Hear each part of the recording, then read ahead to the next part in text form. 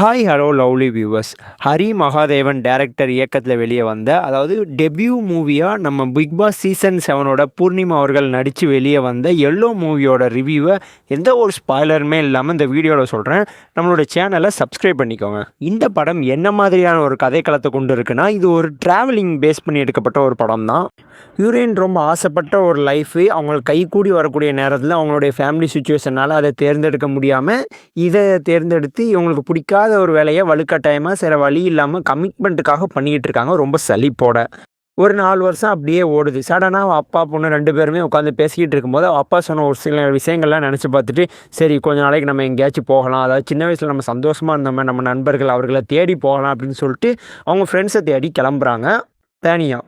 அந்த ஒரு ட்ராவல் அவங்களுக்கு என்னத்தை கற்றுக் கொடுத்துச்சு, அவங்க ஃப்ரெண்ட்ஸை பார்த்தாங்களா, அவங்க என்ன லேர்ன் பண்ணிக்கிட்டாங்க, அந்த எக்ஸ்பீரியன்ஸ் அப்படிங்கிறது தான் இந்த movie. It is a experience sharing movie அப்படின்னே சொல்லலாம். இந்த படத்தில் ரைட்டரை கண்டிப்பாக எனக்கு ரொம்பவுமே இன்ஸ்பிரேஷன் பண்ணிட்டாரு, ரொம்பவுமே இம்ப்ரெஸ் பண்ணிட்டாருன்னு தான் சொல்லணும். ஏன்னா பிகாஸ் நிறைய இடங்களில் வரக்கூடிய அந்த டைலாக்ஸாக இருக்கட்டும் எல்லாமே ரொம்ப அனுபவித்து எழுதின ஒரு டைலாக். அதாவது இந்த ட்ராவல் அவர் உண்மையாகவே பண்ணியிருப்பார் அப்படின்னு தான் எனக்கு தோணுது.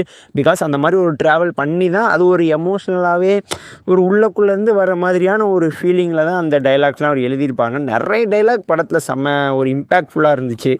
அது மட்டும் இல்லாமல் இந்த படம் பார்க்கக்கூடிய நம்ம ஆடியன்ஸாக இருக்கக்கூடிய நம்ம எல்லாருமே இந்த படத்தை ஒரு தேட்டரில் ஏதோ ஒரு தேட்டரில் ஒரு சீட்டில் உட்காந்து படத்தை மட்டும் பார்க்குறோம் அப்படின்னா நம்மளுமே பூர்ணிமா அவங்களோட சேர்ந்து ட்ராவல் பண்ணுவோம். அதாவது அவங்க என்னென்ன பார்க்குறாங்க, என்னென்ன அனுபவிக்கிறாங்க, அவங்களுக்கு என்னென்ன லைஃப்பில் வருது அப்படிங்கிறது நிறைய விஷயங்கள் நமக்கும் ரிலேட் ஆகும். அதையும் தாண்டி அந்த ட்ராவலில் நம்மளுமே அவங்க கூட பைக்கில் பின்னாடி உட்காந்து போகிற மாதிரியான ஒரு ஃபீல் தான் இந்த சினிமாட்டோகிராஃபர் நமக்கு ஏற்படுத்தி கொடுத்துருக்கிறாரு.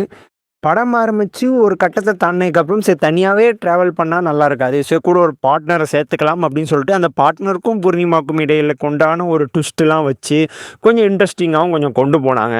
படத்தில் சொல்லக்கூடிய நிறைய விஷயங்கள் இன்ட்ரெஸ்டிங்காக இருந்துச்சு, ரொம்பவுமே அக்செப்ட் பண்ணக்கூடிய ஒரு விஷயங்களாகவே இருந்துச்சு, ரொம்ப அழகானதாகவும் இருக்கும் பார்க்கும்போது.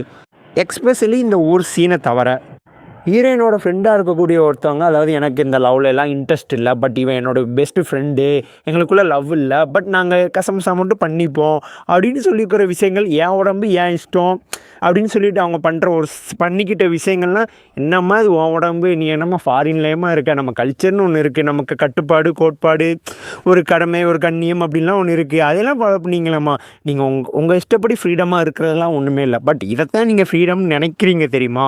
பட் அந்த மாதிரியான விஷயங்கள்லாம் கொஞ்சம் திணிக்கிற மாதிரி இருந்துச்சு. அது உண்மையிலே அந்த சீன் வரும்போது நான் உண்மையிலே பயந்துட்டேன். அதாவது படம் ஃபுல்லாகவே இந்த மாதிரி தான் இருக்க போகுது அப்படிங்கிற ஒரு பயம் எனக்குள்ளே இருந்துச்சு. பட் அந்த இடத்துல மட்டும்தான் அது இருந்துச்சு. மற்ற இடங்களில் ஹீரோ மூலயமா டேரக்டர் நம்மக்கிட்ட சொல்ல எல்லா விஷயங்களும் ரொம்ப அழகாக இருந்துச்சு. அதாவது ஒரு அனுபவித்து அதை அக்செப்ட் பண்ணிக்கக்கூடிய கருத்துக்களாகவே இருந்தது.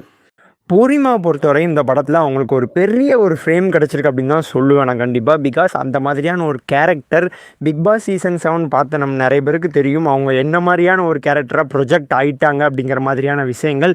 அதுக்கு அப்படி நேர ஆப்போசிட்டான ஒரு ரோல், அதுவும் அவங்க சூப்பராக ப்ளே பண்ணியிருக்காங்க. ஸோ பிரியங்கா, அதாவது நம்ம பூர்ணிமாக்குள்ளே இப்படி ஒரு டேலண்ட்டும் இருக்குது, பூர்ணிமாக்குள்ளே இப்படி ஒரு பெர்சனும் இருக்காங்க அப்படிங்கிற அளவுக்கு ஒரு ஒரு கிரியேட் ஒரு தாட்டை கொண்டாடக்கூடிய ஒரு ஆக்டிங் கொடுத்துருக்காங்க, நல்ல பெர்ஃபார்ம் பண்ணியிருக்கிறாங்க. இந்த படத்துக்கு ஏற்ற ஒரு கேரக்டர் ஒரு ஆக்டர் அப்படின்னே சொல்லலாம். இந்த படத்துக்கு நம்மளுடைய சேனல் க்ரைட்டீரியாவில் நான் கொடுக்குற ரேட்டிங் 50க்கு 39. இந்த படத்தை நீங்கள் ஏன் பார்க்கணும் அப்படின்னு சொன்னால், ஒரு ஸ்ட்ரெஸ் ஃப்ரீயான ஒரு மூவி. ஸ்ட்ரெஸ் ஃப்ரீ அப்படின்னோன்னா உள்ளே போய்ட்டு நான் வயிறு குழுக்கவங்களுக்கு போய் சிரிப்பானா அப்படின்னு கேட்டிங்கன்னா அப்படி நான் எதுவுமே சொல்ல வரல. இது ஒரு பெர்சனோட ஒரு அனுபவம், அவருடைய ட்ராவல் அனுபவத்தை அவர் ஷேர் பண்ணியிருக்கிறாரு. நம்மளுமே அதை ஒரு தியேட்டரில் போய் உட்காந்து ஒரு நல்ல ஆம்பியன்ஸ் நல்ல ஒரு இதோடு உட்காந்து பார்க்கும்பொழுது நம்ம கண்டிப்பாக அந்த ட்ராவலிங் நமக்குமே ஒரு எக்ஸ்பீரியன்ஸ் ஆக இருக்கும்னு நான் நம்புகிறேன்.